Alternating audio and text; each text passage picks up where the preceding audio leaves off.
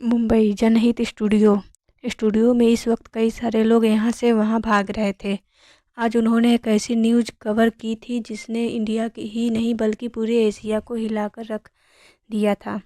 Asia का mysterious businessman Ayan Singhania, जिसे दुनिया डेविल, हार्टलेस, डेमो डेविल न जाने कौन कौन से नाम से बुलाती थी, पर आज तक उसे कुछ गिने चुने ही लोगों ने देखा था। पर आज उनके पास उसकी एक तस्वीर थी, जो तस्वीर भले ही क्लियर नहीं थी, पर तस्वीर में साफ साफ नज़र आ रहा था कि ये इंसान कोई और नहीं, अयान सिंघानिया है। साथ ही उसके साथ एक लड़की थी जिसे अयान सिंघानिया खुद अपने हाथों से धक्का दे रहा था। उस लड़की की लाश 2 दिन पहले ही, उस लड़की की मौत एक राज था, पर अब जाकर उन लोगों ने राज खोला था। स्टूडियो में यहाँ से वहाँ सब लोग भाग रहे थे। तभी स्टूडियो का मालिक, जिसकी उम्र 45 साल के आसपास होगी, उसने चिल्लाते हुए कहा, पंछी कहाँ है? उस आदमी की बात सुनकर दूसरी तरफ से एक लड़की ने चिल्लाते हुए कहा, पंछी इस वक्त अपने कैबिन में है। बस उस लड़की की बात सुनते ही वो आदमी दौड़ता हुआ पंछी के कैबिन की तरफ भागा।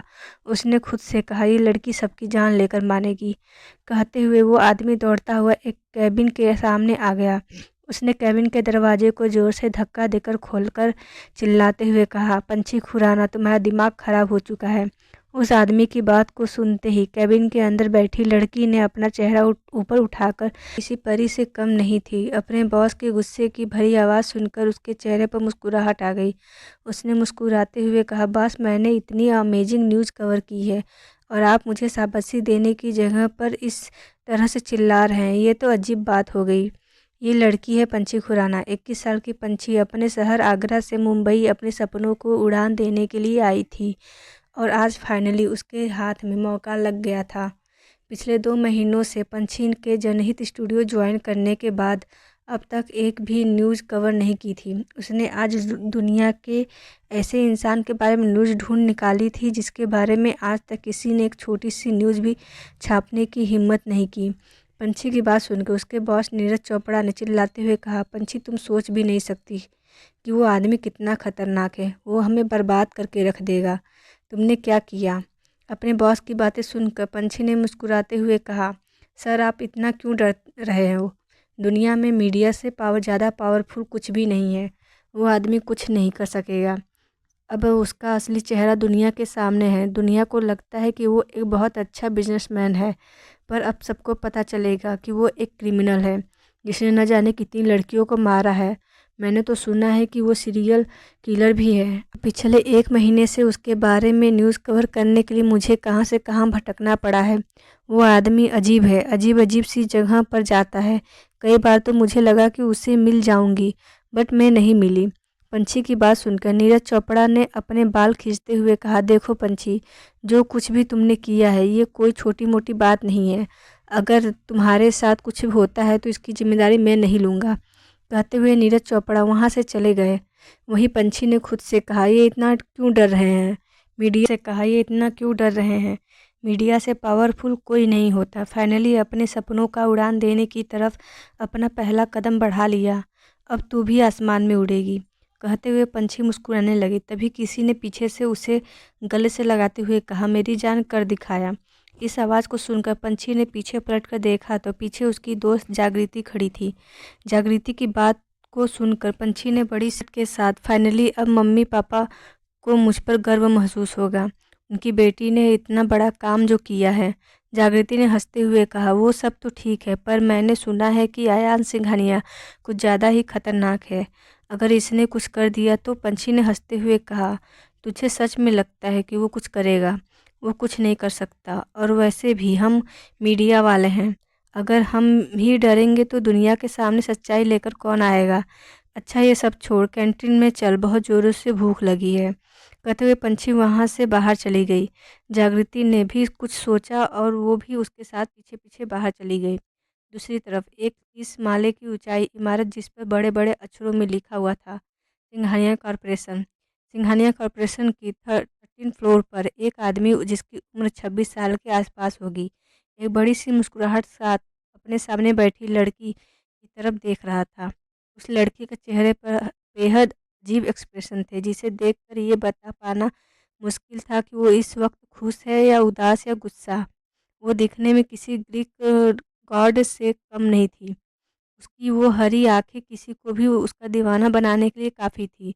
उस लड़के ने अपने सामने बैठी लड़की की तरफ देखते हुए कहा, हमारी प्रिपरेशन स्टार्ट हो चुकी है। नेक्स्ट वीक हम हमारा प्रोजेक्ट लॉन्च करेंगे।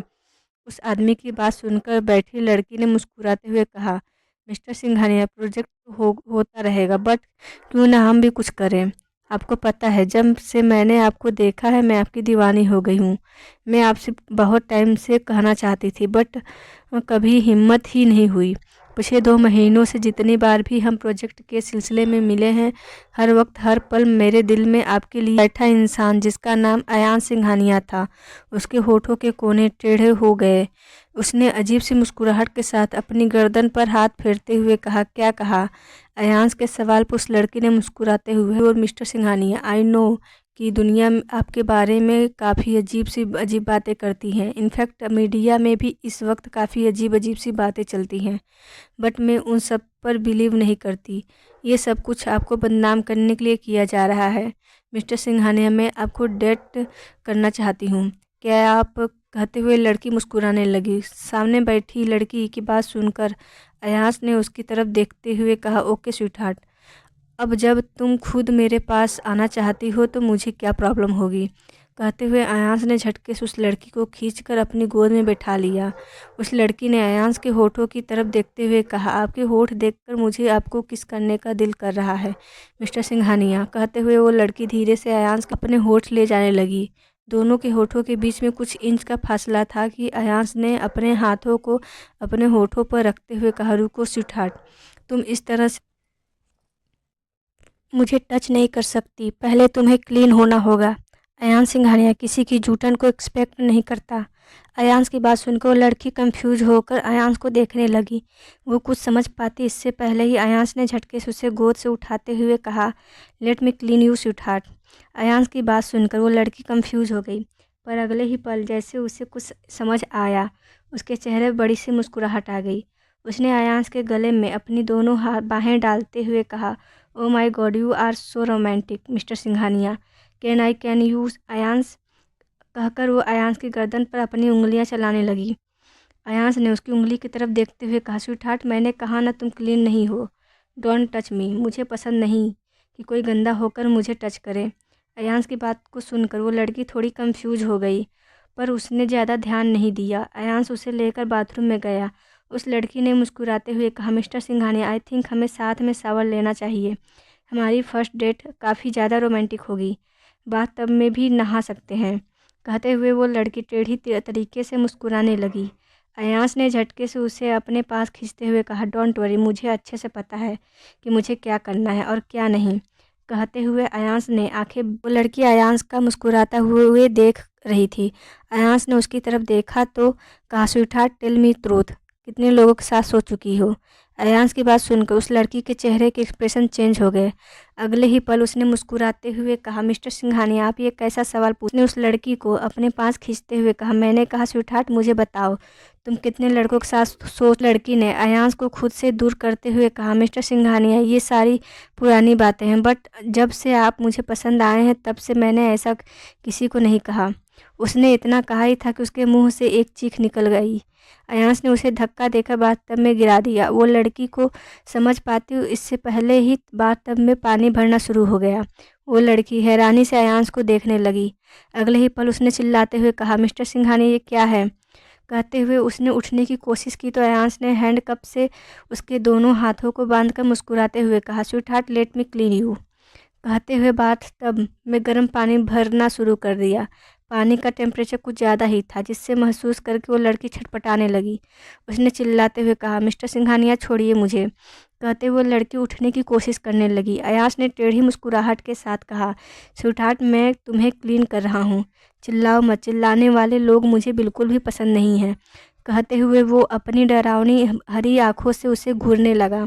अयांश के चेहरे के एक्सप्रेशन देखकर उस लड़की को ऐसा लग रहा था जैसे उसे सांस लेने में दिक्कत हो रही हो। अयांश ने अगले ही पल उस लड़की की तरफ देखा और झटके से उसकी ड्रेस को फाड़कर उसकी बॉडी से अलग कर दिया। वहीं पानी का टेम्परेचर वक्त के साथ बढ़ता जा रहा था। वो लड़की चिल्लाते हुए अयांश को खुद को वहाँ से बाहर निकालने था। अयांश ने मुस्कुराते हुए, बॉडी को बहुत लोगों ने छुआ है, आई थिंक हमें स्किन रिमूव करनी चाहिए, तब तुम्हें न्यू स्किन आएगी और फिर तुम स्किन हो जाओगी। अच्छा आइडिया है ना स्वीटहार्ट? अयांश ने अजीब सी मुस्कुराहट के साथ कहा। उसकी बात को सुनकर उस लड़की के रोंगटे खड़े हो गए। उसने कांपती हुई आवाज़ में कहा, यू आर साइको, तुम सच में साइको हो। सब लोग सच कहते हैं, तुम मेंटल हो।